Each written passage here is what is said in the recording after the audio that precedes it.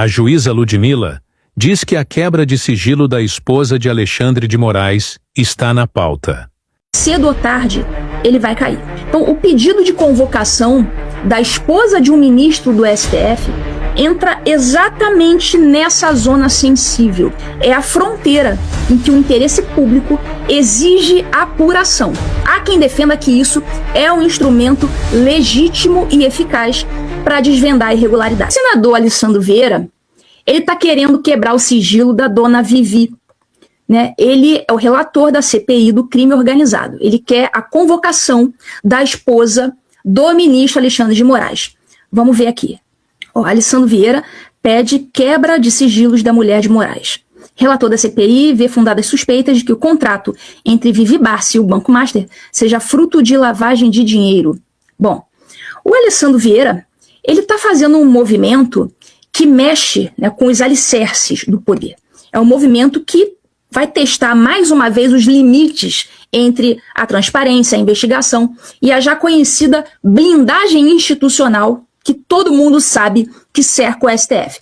Mas antes de qualquer coisa, ninguém aqui está julgando pessoas, nem antecipando condenação, né? Presunção de inocência é um direito fundamental que a gente aqui valoriza muito, ao contrário de muitos do STF.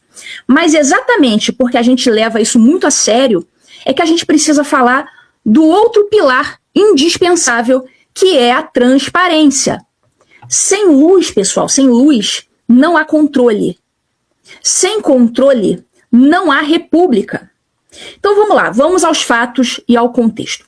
A CPI do crime organizado tem o objetivo de buscar a origem, os fluxos, as conexões das redes criminosas que estão impactando o Brasil inteiro. Quando uma CPI, ela follow the money, ela segue o dinheiro, e ela inevitavelmente chega a vínculos políticos, empresariais, ela chega a instituições, grandes nomes. Quando isso acontece, é natural que surjam, né, esses nomes do alto calibre. Então, o pedido de convocação da esposa de um ministro do STF entra exatamente nessa zona sensível. E qual é essa zona sensível? É a fronteira em que o interesse público exige apuração. E o establishment reage para manter os seus próprios escudos, a sua blindagem. É aqui que a gente precisa ser claro. Há quem defenda, e a gente compartilha dessa visão crítica, há quem defenda que a quebra de sigilos, né, bancário, fiscal, telefônico, telemático, sigilos de agentes públicos de altíssima influência, de seus familiares diretos, de interpostas pessoas, enfim, os famosos laranjas, há quem defenda que isso é um instrumento legítimo e eficaz para desvendar a irregularidade. E por quê? Porque a experiência brasileira, ela é cristalina. Quando há desvios, quase sempre a prova está no fluxo financeiro, nas operações trianguladas, em patrimônio que não fecha a conta. Isso não é, pessoal, uma caça às bruxas. Isso é método investigativo, né, que, sob controle, né, e dentro da lei, expõe o que realmente interessa, que são números, datas, valores, beneficiários. Mas pode isso, Arnaldo? Pode. Pode sim. Desde que respeitados os requisitos legais, pode sim. As CPIs, elas têm poderes de investigação próprios das autoridades judiciais.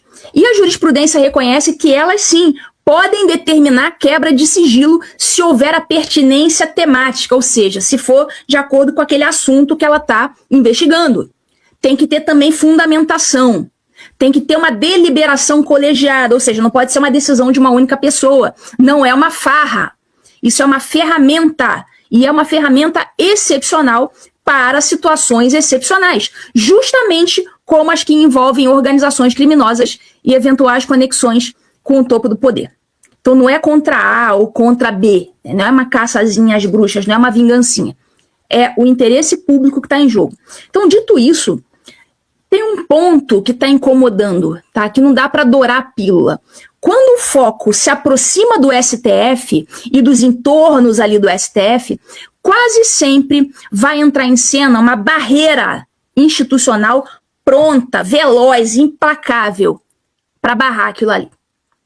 Então, assim, a tendência Se o requerimento de convocação for aprovado, se a CPI avançar em quebras de sigilo que atinjam ministros, atinjam seus familiares, ou até mesmo atinjam seus laranjas, a tendência é de que vai haver uma judicialização imediata. Eles vão tentar levar esse negócio para o STF para criar essa barreira.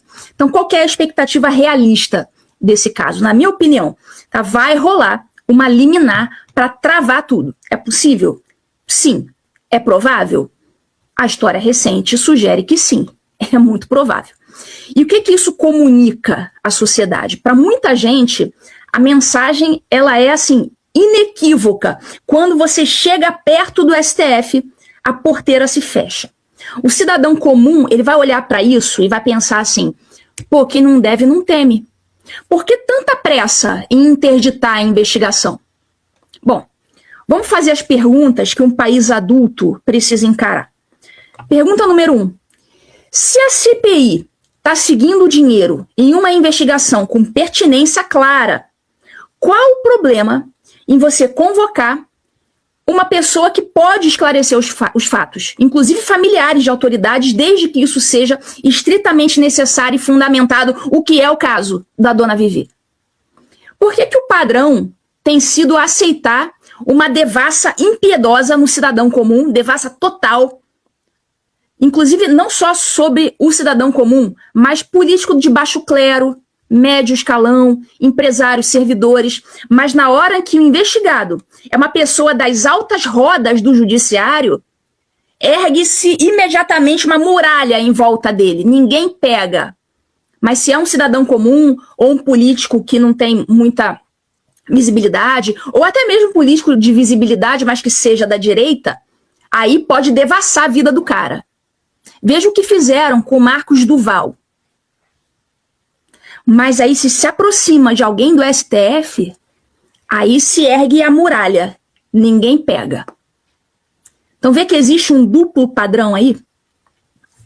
Outra, se a legalidade é o critério, por que não aplicar o mesmo rigor, a mesma celeridade quando o alvo está perto da cúpula? Então a crítica aqui ao STF não é para demonizar a corte, né? Apesar dos membros sempre levantarem esse argumento vitimista. Eu estou apontando aqui questões lógicas e objetivas. Um descompasso perigoso. Quando o Supremo atua, direta ou indiretamente, como juiz do próprio universo político-institucional, onde os seus membros podem ser objeto de escrutínio, a percepção da sociedade, a percepção pública de conflito de interesses dispara. Todo mundo percebe o que está acontecendo ali. E essa percepção importa, porque ela mina a confiança. E a confiança é a matéria-prima da justiça.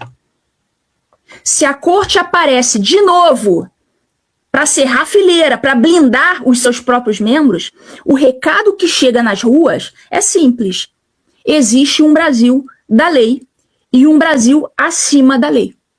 E é por isso que a transparência radical mesmo, com quebra de sigilo, dentro, claro, dos parâmetros legais, sob o controle institucional. Isso é visto por tantos como sendo o caminho mais limpo, o caminho mais certo.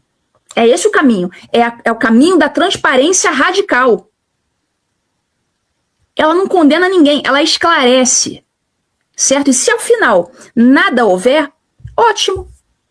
Os inocentes saem mais fortes, as instituições ganham o crédito e o público reassume a crença no sistema. Agora, se houver irregularidades, que estas venham à luz, doa quem doer. República é exatamente isso. Ah, mas a família do cara não tem nada a ver.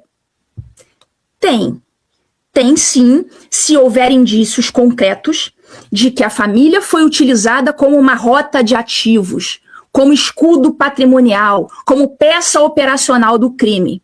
E convenhamos, por tudo que se sabe sobre a atividade advocatícia da doutora Viviane, são altamente suspeitos um contrato de honorários de 129 milhões, sem um único trabalho aparente.